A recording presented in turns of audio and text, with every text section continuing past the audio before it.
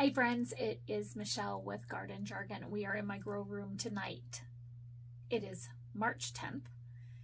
And before I hit the camera and started this video, I got so excited because it's starting.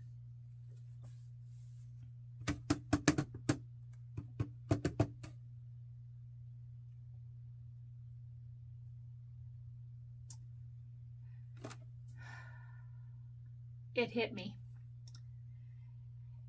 It hit me because it's time to start the tomatoes, and what has been put on my heart from God to feed our community is so much bigger than anything. And when I start seeding tomatoes and start doing this indoors, it just really hits me in the feels. So thank you for being with me on this journey. Some of you don't know my story. I have a great story. I will share that because all the glory goes to God when I talk about my story. But today is the day we are starting tomatoes, and I am so excited to get these in the soil so that they can start growing and feeding our community. So thank you for coming along for the journey. I have a couple different things set up here for growing tomatoes. I'm going to do it a couple different ways this year because you really can't screw up a tomato seed unless you plant it way too deep. So I know I'm not going to do that. They're pretty hardy. If you've ever had a garden and dropped a tomato on the ground the next year, sometimes you'll see little tomato plants growing out of a cluster in the ground. I had that a couple times last year. So they do want to grow. So I'm just going to plant them how I feel I want to plant them this year. So this cell tray is 128 cells, and it'll grow 128 little tomato starts that I will step up into cups either this size, or I could step them up into cups this size. So it really does not matter. I just pull the tomato start out and pop it into one of these and let it continue its life in the greenhouse until we put it in the ground. So I want to start that some tomatoes in here. Then in these pots, I just did a video on how to start tomatoes in different ways, and in this pot I can sprinkle like 10 or 15 different 10 or 15 seeds in there and let them all sprout, and then peel them all apart and then plant them in their own cup. So I am excited to start plants that way, tomato starts that way, and I can do the very same thing in here and start like 6 or 10 or however many that I feel like dropping in there. I do have a lot of tomatoes in packets like this where there's only 4 or 5 seeds in there. So if that's the case, then I'll put them in these little cups. If I have an entire packet that is brand new and there's 25 seeds in there, I might do them in here. So that's how I'm going to start my seeds today. I'm just starting our paste tomatoes today. I have super sauce tomatoes. You guys, if you've never grown this tomato, I'm going to tell you something about this tomato. This is by Burpee. The first time I had it was last year. I grew 6 of these plants in my community garden. The plants only got to be about 4 or 5 feet tall, and these tomatoes were giant. I'm talking, these sauce tomatoes were about that big. So at the end of the season, when I was picking everything before we got a really hard frost, a lot of these tomatoes went in the freezer with all the rest of the Romas and the San Marzanos and all of those. And how I preserve them is I'll core them on the bottom where you cut a little X in the bottom, and then I score them on the bottom and I core them, and then I put them in baggies and I freeze them. Well, when I pulled those all out this year and went to go let them defrost so I can process them and cook them down to make them into sauce, these tomatoes were still fully intact after they thawed out. The skin still peeled right off, and they were still fully intact. All of these. All the Romas just turned to mush, which is fine. It turns into sauce. All the San Marzanos, you peeled the skin, it was just mush. Like yummy mush, but this tomato right here still had its like structure to it, and I was so highly impressed. Then I jumped on the Burpee website, sold out, totally sold out. And by chance I went over to Home Depot and they had their Burpee display, and no, was it Menards or nope, Menards. They had them. I bought like 5 of them, and they're pricey. So I think online they were like $6 a pack. But I highly recommend this. If you are a paste tomato person and you like to can sauce, it even says in the catalog, 1 tomato can fill an entire sauce jar. So you can have a pint sauce jar completely with 1 tomato in it. That's how big these tomatoes are. So yes, super sauce tomato is the bee's knees right there. I also grew the Blue Beach by Pine Tree.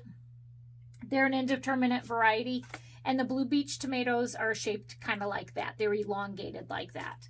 This is the first time for me growing the Jersey Devil. I get them from Seeds and Such, and they're the same type of tomato, so I'm excited to see if it's kind of the same tomato as the Blue Beach and the Jersey Devil. They're a long, slender paste tomato as well. You're not going to find a lot of gel and seeds inside that. Actually, the Blue Beach, I tried to save seeds out of there, and I could barely find seeds in there to even save them. So I'm so glad I still had 5 seeds in this packet that I could start this year. Red sausage tomato, that's another paste tomato that is new for me this year, indeterminate variety. San Marzano, I have those. I have them. This seed packet got a little bit wet, so I had to dry them out, and I just put them in a Ziploc baggie after they dried out. Keep in mind, if you ever have a seed packet that does get a little bit wet and your seeds get wet, the best way that you can save them is just throw them on a coffee filter on the counter and spread the seeds out on there and let them air dry quickly. And if you get them dried out before they start sprouting, you can still save them. Just make sure they're completely dry before you put them in an airtight container like I did here. These are San Marzanos that I actually saved from San Marzanos in my garden. And then these are Romas, and we always grow Romas for the food pantries, because this is a tomato that most people are looking for at a food pantry in our area. So since I have 128 cells right here, I'm going to plant Romas in here.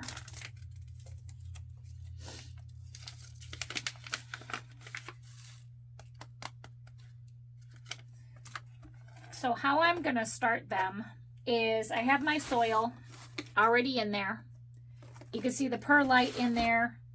And I'm just going to go ahead and dib just a tiny hole right in the center. And I'm going to drop a seed right into that hole. And then I'm going to sprinkle vermiculite over the top of these cells. Then I'm going to water them in really well and put a humidity dome on them, and then put them on my shelf under the light. Big pieces of junk in this stuff. I sifted through this, but my sifter didn't have small holes. Roma tomatoes are a determinate variety. They only get a certain amount of height. And a funny story about tomatoes, when I did our garden the first time at the church, I went over there and I had about 70 tomato plants. And there was a bunch of heirlooms, and there was, a bunch of Romas, and like Abe Lincoln and Nebraska Wedding and Paul Robeson and all these tomatoes, and all these people that helped volunteer that year kept asking me, why'd you name all your tomatoes after these guys? They didn't realize that tomato heirlooms have really interesting names, because they're probably, named after the person that brought them to this country or whatever. So it was kind of something we laugh about still to this day. And then another thing is I said, okay, let's get these all planted. All these tomatoes go in these rows. And so we planted them, and we had a bunch of kids helping us out in the garden. And all the plants went in the ground. I showed them how to plant them really deep and put eggshells in the hole and the fertilizer. And so I turned around like an hour later, and God bless everybody for helping and planting all these seeds.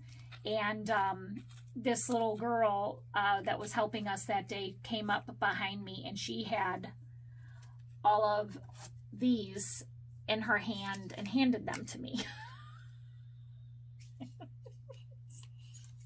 It was all of the names of the tomatoes were in her hand and no longer stuck in the ground next to the tomatoes. So we absolutely had no idea what tomato plant out of almost 100 plants in that garden, what they were. So it was unfortunate. There was a couple varieties that were really obvious what they were, and several varieties that we had no idea what they were.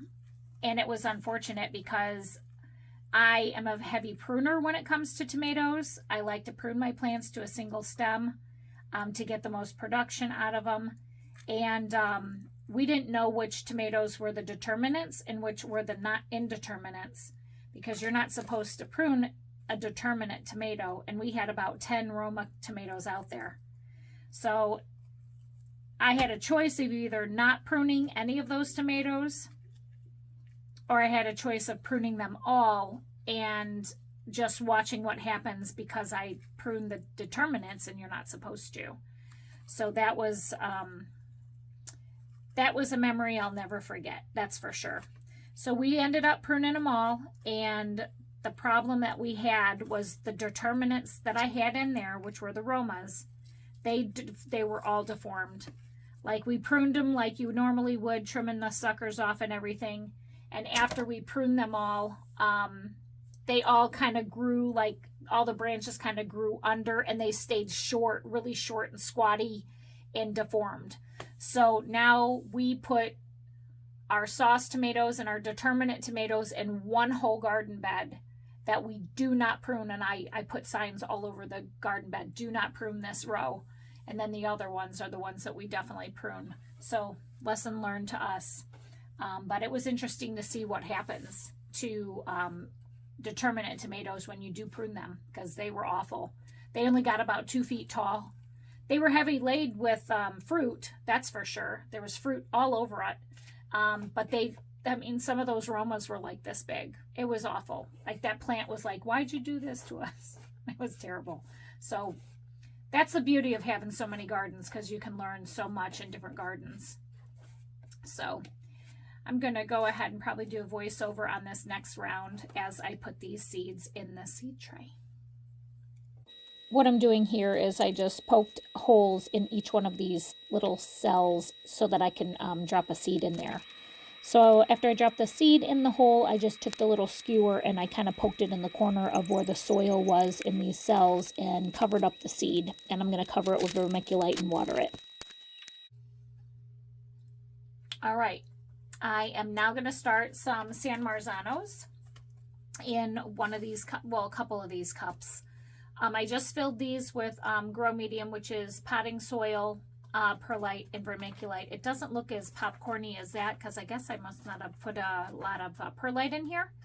But what I did is I just tamped it down with the bottom of another cup, just like this. I'm not smashing it in there, but I'm making it a nice flat surface. And then I'm going to sprinkle these over the top as if I'm like seasoning a steak. And then I have found if you put too many in here, you're going to get like 5 or 6 that are like a really nice size. And when you go to thin them out and put them in their other cups later down the road, you're going to have little tiny puny ones, and you're going to have really nice healthy ones. So in order to keep them kind of all uniform is by kind of spreading them out uniformly in the cup. So that's what I'm going to do now. I'll probably do a whole roll of San Marzanos.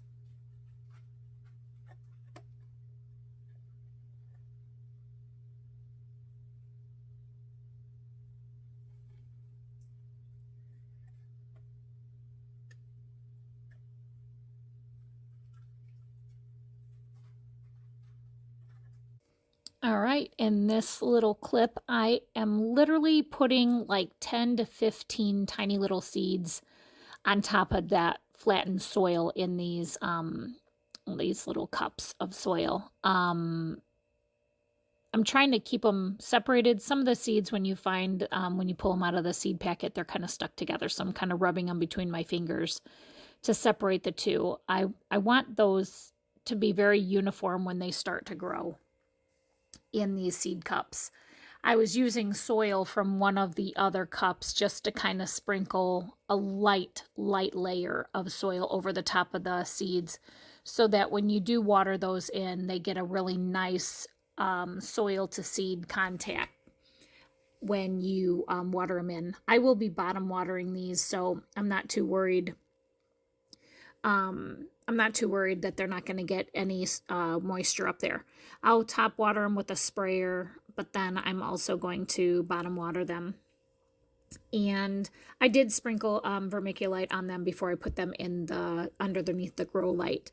And I always try to use the humidity dome until they germinate. I'm also using just a plain Sharpie with the cut up lines that I did in an earlier video this season. I use blinds every year. I find them on Facebook Marketplace for free, and I clean them up really nice, and then I write with Sharpie marker on there and make a pokey edge on one end, and I put them in here. I guess like a garden marker would probably be better for this, because in the summertime when I put these markers in the ground outside, the sun and the water actually makes the writing disappear, but it's perfectly fine for indoor use, and I will continue to use them.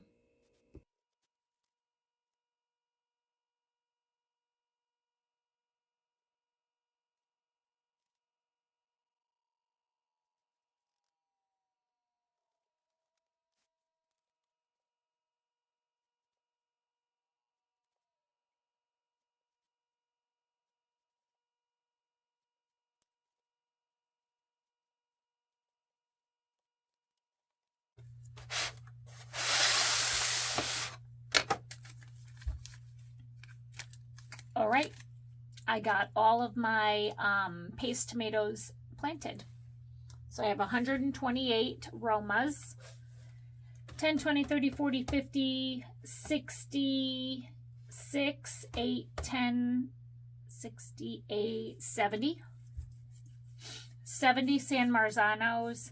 I have 30, 60, 75 super sauce, 15 red sausage, and 15 Jersey Devil, and 15 Blue Beach.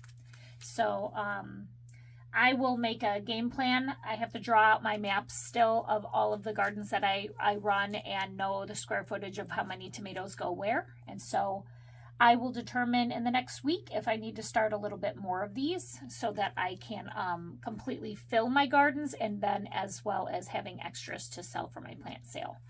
So thank you for hanging out today with planting sauce tomatoes. I will be planting heirloom tomatoes, which is pretty much the same exact thing. I just might plant them in different types of containers, and you might want to hang around for that, because if you don't have access or resources to get pots like this, then maybe you can find some stuff that's around your house that you'll be able to use, because I have been there and done that. So thank you so much for hanging out with me today, planting our sauce tomatoes. I'm going to throw a humidity dome over the top of this and put this under the grow light and let them germinate. I think it says seeds emerge in 7 to 10 days. So we will have birthdays really soon, and I'll do a follow-up video over this as well. Thanks so much for hanging out. Take care and God bless.